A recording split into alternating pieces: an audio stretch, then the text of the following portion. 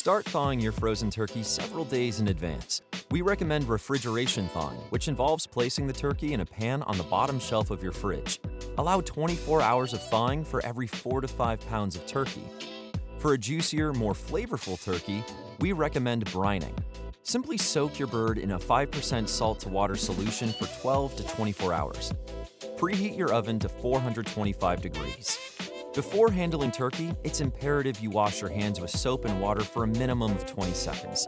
You should do this again immediately afterwards, too. Also, keep raw turkey away from all other foods and thoroughly wash any surfaces that come into contact with the raw bird. Okay, with that out of the way, remove everything from the turkey cavities and place the raw turkey aside on its own cutting board. In a medium bowl, combine bowl and basket mayonnaise, bouillon, shallot, spices, and herbs, then set aside. Starting at the opening, gently lift the skin of the turkey and evenly spread half of the mayonnaise mixture underneath. Rub any remaining mixture over the outer skin. Next, tie the turkey's legs together with kitchen string. Now arrange your turkey breast side up on a rack in a large shallow roasting pan.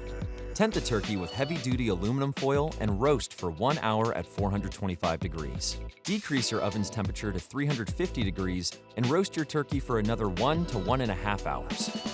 Finally, remove the foil and continue roasting for about 30 minutes, basting occasionally with juices from the pan until a thermometer inserted in the thickest part of the thigh reaches 165 degrees and the skin is browned and crispy. Cover the turkey loosely with foil and let it rest for 20 minutes to allow the juices to redistribute. Remember to remove the trussing. Transfer the turkey to a sturdy cutting board before removing the legs and wings by cutting through the joints. Slice along the breastbone and remove the meat from the rib cage. Then, using a large, sharp knife, slice the white and dark meat by cutting against the grain. Finally, gather friends and family and have a happy and yummy Thanksgiving.